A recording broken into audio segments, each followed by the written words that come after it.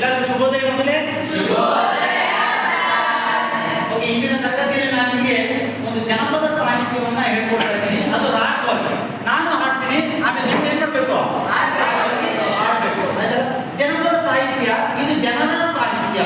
ಜನಗಳೇ ಬರೆದಿರ್ತಕ್ಕಂತಹ ಪದ್ಯವನ್ನ ಜನಪದ ಸಾಹಿತ್ಯ ಅಂತ ಕರೆದಿದ್ದಾರೆ. ಇದಕ್ಕೆ ಯಾವುದೋ ಒಬ್ಬ ಕವಿ ಕೊಟ್ಟಿಲ್ಲ, ಎಲ್ಲಾ ಜನ ತಮಗೆ ಒತ್ತಡವನ್ನು ನಿವಾರಿಸುವುದಕ್ಕೆ ಹಳ್ಳಿ ಜನ ಈ ಒಂದು ಪದ್ಯವನ್ನು ರಚನೆ ಮಾಡಿದ್ದಾರೆ. ಇಂದಿನ ತರಗತಿಯಲ್ಲಿ ನಾನು ನಿಮಗೆ ಒಂದೇಯ ಮರದ ನೆರಳು ಅನ್ನೋ ಪದ್ಯವನ್ನ ಮೊದಲನೇ ಭಾಗವನ್ನು ನಾನು ಎಕ್ಸ್ಪ್ಲೇನ್ ಮಾಡ್ತೀನಿ ನಿಮಗೆ.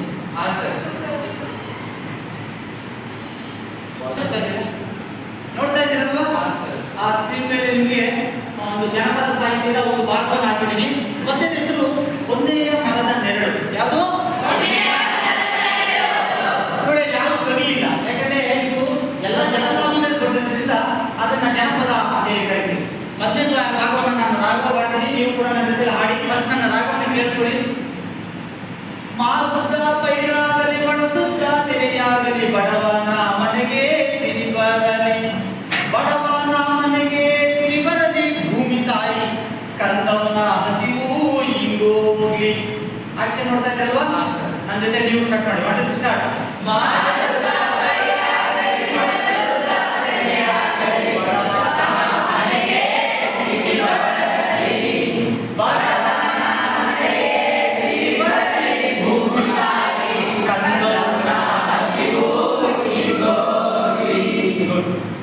ಈ ಪದ್ಯದ ಅರ್ಥ ಏನು ನೋಡಿ.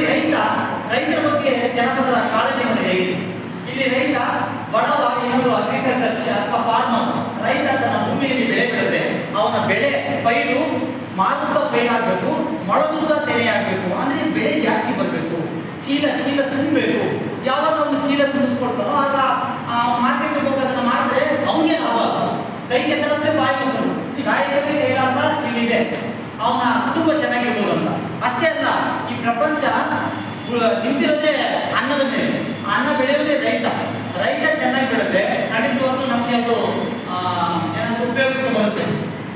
ಭೂಮಿ ತಾಯಿನ ಪ್ರಾರ್ಥನೆ ಮಾಡ್ತಾ ಇದ್ರೆ ಮಕ್ಕಳ ಹಸಿವನ್ನು ಹಿಂಗೋಗ್ಬೇಕಾದ್ರೆ, ಬಡವನ ಮನೆಗೆ ಸಿಗಿ ಬರಬೇಕಾದ್ರೆ ರೈತ ತನ್ನ ಅಗ್ರಿಕಲ್ಚರ್ ಅನ್ನ, ತನ್ನ ಕೃಷಿಯನ್ನ ಕಾಯಕವೇ ಕೈಲಾಸ ಅನ್ನೋ ಗಾದೆಯ ಮಾತಿನ ಪ್ರಕಾರ ಮಾಡಿದ್ರೆ ಖಂಡಿತವಾಗ್ಲೂ ಸಮಾಜಕ್ಕೆ ಒಳ್ಳೆಯದಾಗುತ್ತೆ ಅನ್ನೋದು ಜನಪದರ ಕಾಳಜಿಯಾಗಿದೆ.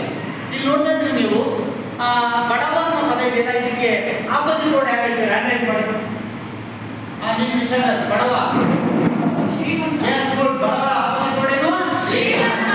ನೋಡಿ, ಇದು ಒಂದು ಭಾಗ ಅಷ್ಟೇ. ಇದೇ ತರ ಜನಪದರು ಹಲವಾರು ಮಜಲುಗಳಲ್ಲಿ ಪದ್ಯವನ್ನು ಬರೆದಿದ್ದಾರೆ. ನಾನು ಮುಂದಿನ ಕ್ಲಾಸ್ನಲ್ಲಿ ನಿಮಗೆ ಇನ್ನೊಂದು ಎಪಿಸೋಡನ್ನು ಮಾಡ್ತೀನಿ.